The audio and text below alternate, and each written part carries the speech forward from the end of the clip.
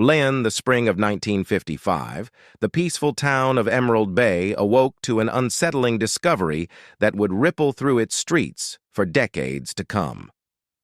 On the morning of May 12th, a woman named Claire Wilcox, walking her golden retriever through Orchid Park, came across something that would change her life forever. Lying in the middle of the park, perfectly posed, was a young woman.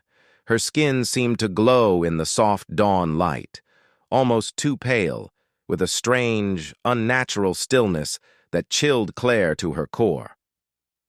The woman's arms were folded neatly over her chest, her fingers entwined around a delicate silver orchid pendant hanging from her neck. Her eyes, wide open and glassy, stared up at the sky. Claire's breath hitched. For a moment, she thought she had stumbled upon some kind of performance art, a setup too bizarre to be real. But as she stepped closer, her heart pounding, she realized the grim reality. This woman wasn't acting. She wasn't breathing. She wasn't alive. Within hours, the scene was swarming with police, reporters, and curious townsfolk. The discovery of the mysterious woman, quickly dubbed the Silver Orchid by local journalists, sent shockwaves through Emerald Bay. A town known for its calm, picturesque streets, it had never been the setting for such a macabre scene. The townspeople watched from behind the yellow police tape as detectives combed the area for clues. The Silver Orchid's lifeless body was treated with great care as they waited for the coroner, and the locals whispered among themselves, wondering what horror could have unfolded right in their own backyard. Detective Henry Caldwell was the first investigator assigned to the case. A seasoned veteran of the Emerald Bay Police Department, Caldwell had seen his fair share of crime in his years on the force, but nothing could have prepared him for what awaited him that morning in Orchid Park.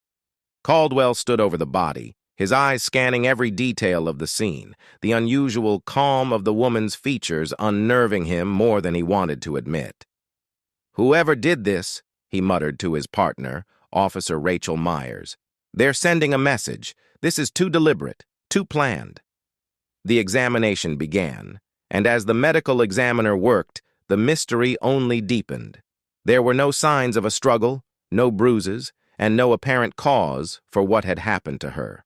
The only clue left behind was the silver orchid pendant, intricately designed and delicately placed on the woman's chest. It was as if her assailant had carefully staged the scene for maximum effect, leaving behind just enough to keep the authorities guessing.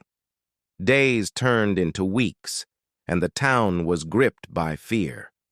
The identity of the silver orchid remained unknown, and there were no missing persons reports that matched her description. No one knew who she was, where she had come from, or why she had ended up in Emerald Bay. Every time the police thought they had a lead, it would collapse into nothingness. The investigation stalled, and the media frenzy only intensified. The local papers ran sensational headlines. "The Ghost of Emerald Bay?" "Who is the Silver Orchid?" Theories ranged from the mundane to the outlandish. Some claimed she was a runaway from a nearby city, while others whispered she was involved in dangerous underground dealings. Yet none of these stories held water. The only solid lead came from the strange letter that appeared at the police station a few days after the body was found. It contained just 5 words. "She is only the beginning." Detective Caldwell couldn't shake the feeling that he was missing something. Every night he stayed late in his office, poring over the case files, tracing and retracing his steps, but the mystery only deepened. The letter haunted him. Who could have sent it, and what did they mean by the beginning? Was this some kind of twisted game, or was Emerald Bay about to face even darker days? Then, one rainy night, just as Caldwell was about to close up his files and head home, his phone rang. The voice on the other end was shaky, full of nerves. "Detective Caldwell?" the man asked in a hushed tone. I know something about the Silver Orchid." Caldwell's heart raced. It was the first real lead in weeks. "Who is this?" he asked. "I can't say over the phone," the voice whispered.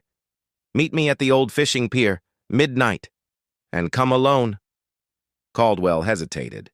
It sounded like a trap, but desperation overruled his instincts. He agreed to meet the caller.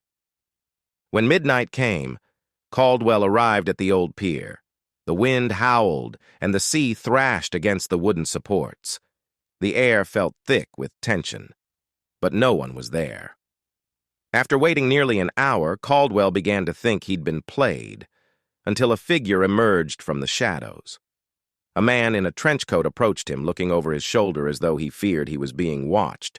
Before Caldwell could ask any questions, the man handed him a crumpled piece of paper. "Take this," the man said, his voice trembling, "but be careful. They're watching you." Before Caldwell could respond, the man disappeared into the night, leaving the detective alone on the pier with the sound of the waves crashing around him. Back at the station, Caldwell unfolded the piece of paper. It was an old photograph, yellowed with age. The photo depicted a group of people, all gathered together in front of what appeared to be an elegant mansion. At the center of the group was a familiar face, one Caldwell had seen in the files too many times not to recognize.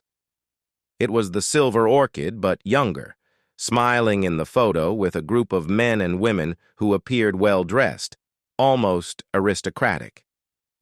At the bottom of the photo was a handwritten note. "The Sinclair House. You're looking in the wrong place." The Sinclair House was an old estate on the outskirts of town, abandoned for years. Local lore said it once belonged to a powerful family, but over time, it had fallen into ruin. No one had lived there in decades, and most townsfolk avoided it, citing ghost stories and eerie legends. Caldwell knew this could be a wild goose chase, but he couldn't ignore the clue. He had to find out what connection the Sinclair House had to the Silver Orchid.